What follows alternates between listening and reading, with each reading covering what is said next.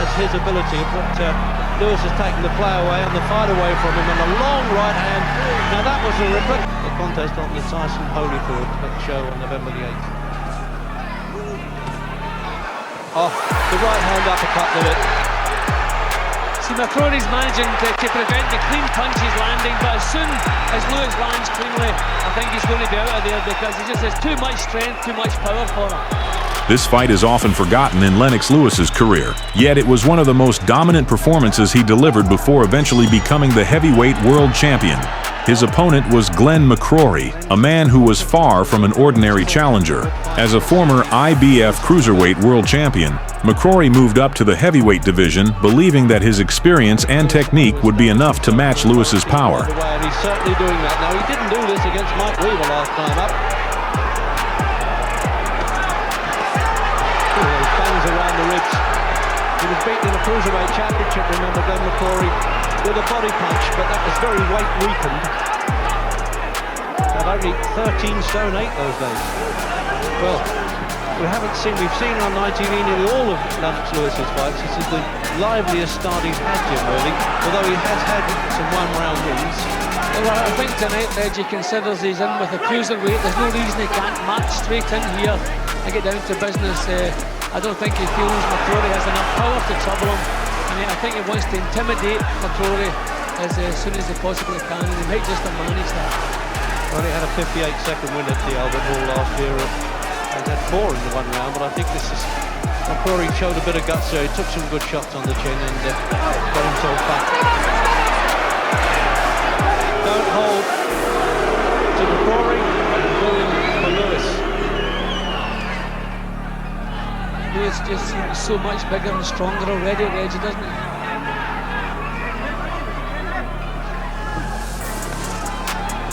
Beating a man of Mike Weaver's caliber, admittedly very much a veteran, but he did it with the perfect textbook punch, a right-hander in Lake Tahoe.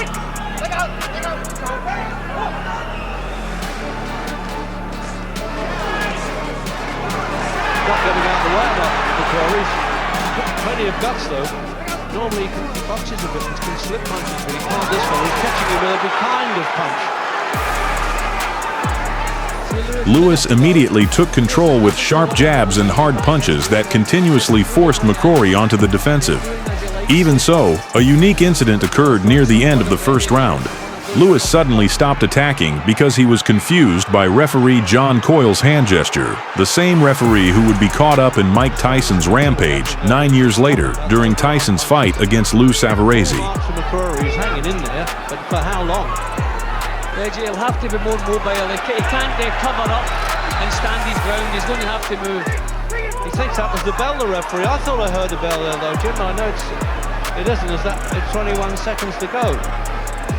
It looked as though he was going to dive in, although I think he was going to pull him off the corner there, Jim. So just as the referee moved over, McCrory threw a couple of little punches, maybe changed his mind. But this can't continue much longer, Reg. McCrory is not mobile enough. He'll have to use his legs, but already he's feeling the pace. The roughest I've seen Lewis, I tell you that. And they're cheering, actually, McCrory surviving, I think, more than Lewis's murderous round there. Well, gentleman, Glenn on the tunics there in the second, and he certainly is. There's plenty of guts going in there, wasn't there? Only had one recent fight as a heavyweight.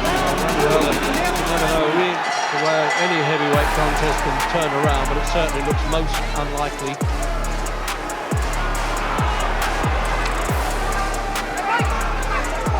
He's looking over to the corner and nodding there, Lewis, getting orders from the seconds.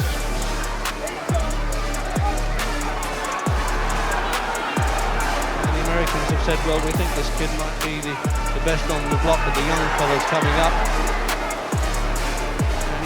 As soon as the second round began, Lewis resumed his attack without giving McCrory any room. A crushing right uppercut landed cleanly and scored the first knockdown. Oh, the right hand uppercut did it. And John Course showing the finger count as well to make sure that he understands it perfectly. You get a mandatory 8.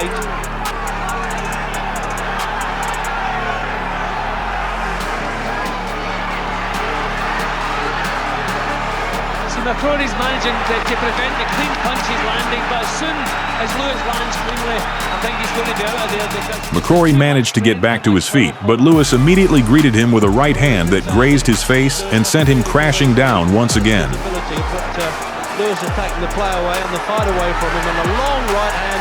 Now that was a replica of the one that he caught Mike Weaver with, and I don't think he's going to make this count. Seeing that McCrory was no longer able to offer any meaningful resistance, referee John Coyle stopped the fight at 1 minute and 30 seconds of the second round.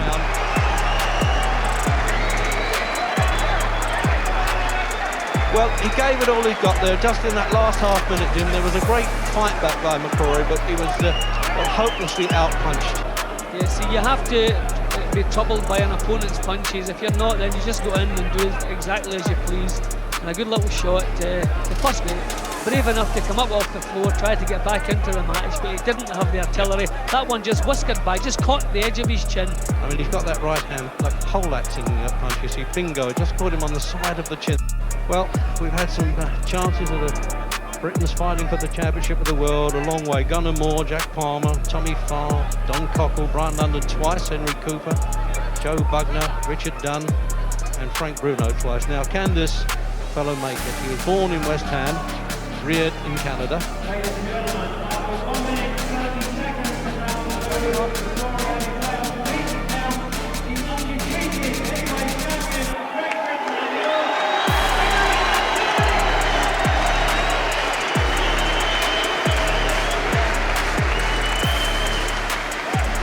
So he worked up a sweat,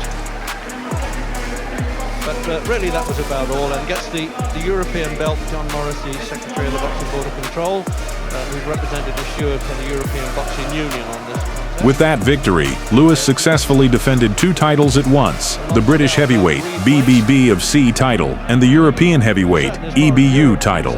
It marked the first defense of his British title and the second defense of his European title. The victory also improved Lennox Lewis's professional record to 17 wins without a loss, further strengthening the belief of many that he was Britain's most promising future heavyweight world champion in the early 1990s. Another opinion then from the man who one of these days might shift him, Frank Bruno. Frank, what did you think of Lennox Lewis? It's pretty impressive, pretty impressive. The referee could have stopped holding a little bit, but it's pretty impressive. Now, he started better than I've ever seen him before. Yeah, usually he starts very, very slow, Gary, you know what I mean? But this time, I'm not taking nothing away from Glenn McCrory, you know? He was a cruiserweight, he had 1 fight as a heavyweight, so I think he should have had a couple of more fights. I'm just glad he wasn't...